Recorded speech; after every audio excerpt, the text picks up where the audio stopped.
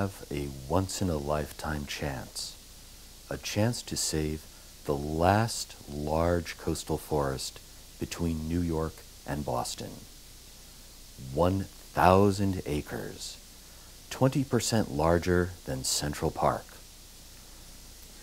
There is no other tract of land, no other resource this large, so close to Long Island Sound, that is as savable as this one. This land is unique in being so large, so close to Long Island Sound, so valuable to habitat and wildlife, and we have an opportunity to save it now, not only for our generation, but for generations to come.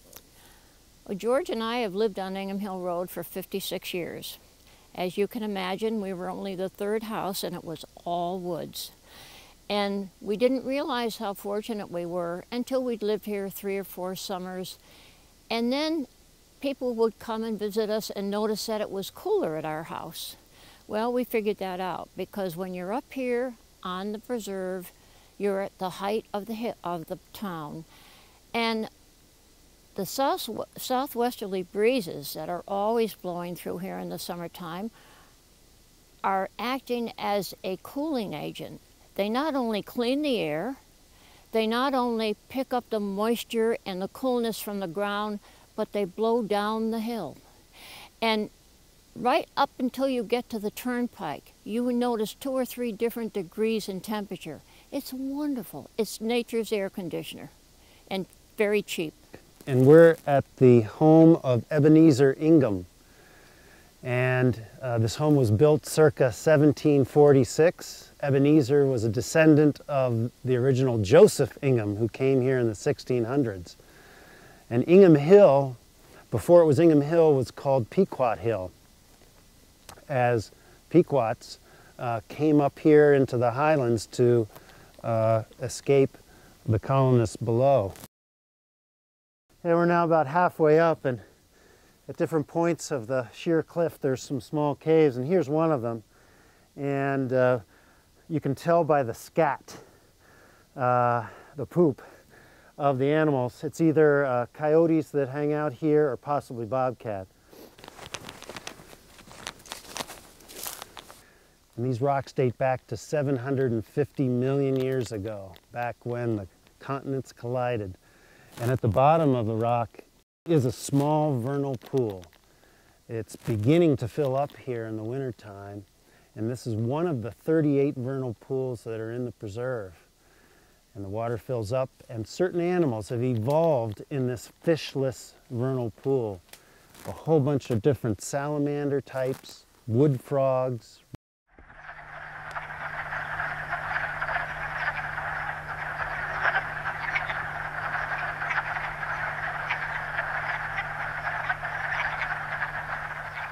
Here we are just west of the Pequot Swamp, and you can see it here through the trees. It's a unique swamp. It's about 29 acres, and it is fed by groundwater. The swamp is important in the spring.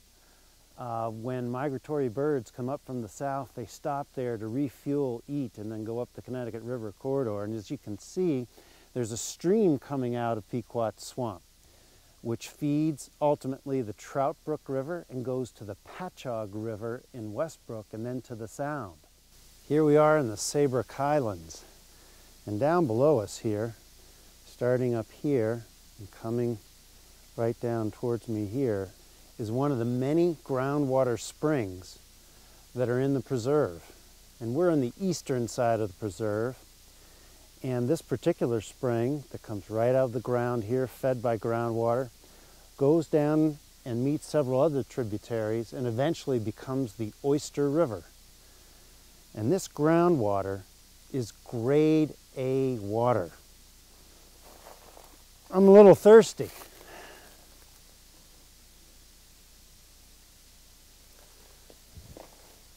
Got some water here.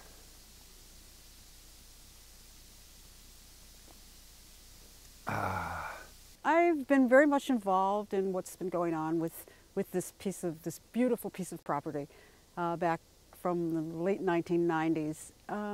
And my absolute gut feeling has always been that this should be protected. This should be a continuation of our town's park system. Back in the late 60s, early 70s, Dr. Clark purchased with the town the old Saybrook Park off Schoolhouse Road, Town Park.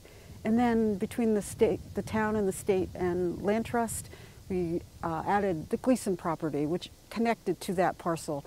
And this parcel also connects to all of that. This adds just a tremendous opportunity. When we talk about the value of a place like this, and at this time of year, again, it seems pretty quiet here, but there's a tremendous amount of life that is quietly going about its life cycle here. And one of those places where there is an extraordinary amount of life and an extraordinary amount of processes going on is right in the soil and leaf litter here.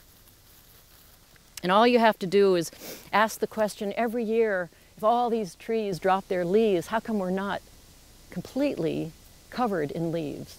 And the answer is, of course, because there are organisms in the soil that every year rely on this organic material for their life cycle. Protecting this forest, for me, has always been just something in my gut that I knew that this is what had to be done for this community. The magnitude and all the biodiversity, all the things that this forest holds for these three communities and beyond into the state, it's a once-in-a-lifetime opportunity. I've seen a bobcat, white-tailed deer, red hawk, tadpoles, salamander, frogs. The Trust for Public Land is a national land conservation organization. We were created 40 years ago, and we protect land for open space and parks across the country. We have been successful at protecting 3 million acres across the country. Here in Connecticut, we've protected 6,000 acres in over 70 communities. We have a part of our organization which is focused solely on creating public funding for conservation projects, and across the country over the last 25 years they have raised over $36 billion for land protection across the country. Our job is to come in to a community where we've been invited in, and we help that community acquire land for conservation by making a deal with whoever the landowner is, tying up the land for long enough so that we can help our partners in the community raise the money to buy the land for conservation. In this particular case, we hope to raise money from 3 different sources. One would be a bond in the town of Old Saybrook and potentially some funding from the 2 other towns. And the second source would be the state of Connecticut through the Department of Energy and Environmental Protection. And the third is a private fundraising campaign that we have undertaken with the local community to raise money, private money, to buy the land. The opportunity to purchase the preserve and protect it for generations in the future is now. TPL has come along and given us this opportunity. They've organized it for us. There's a long history of us trying to achieve this. And it is no doubt that there is an improvement in the economy coming, and the opportunity for developing this land will come around once again. Now is the time to purchase it and preserve it. In the past, when we fought off development proposals for this property, it was at times when the economy encouraged such ideas, and now is not the time for that. And I'm petitioning our state legislature, which I'm a member of, to come up with a significant portion, half or more of this price. With regard to keeping the preserve in its natural state, from a First Selectman's point of view in terms of the tax base, development of residential space is typically more expensive than just preserving open space. So it's a win for the taxpayer. Never before have all the necessary factors come together: political support, potential resources, public awareness and understanding. We need to seize this moment. Protect the 1,000-acre forest. Please, please, pretty please, protect these trees, please.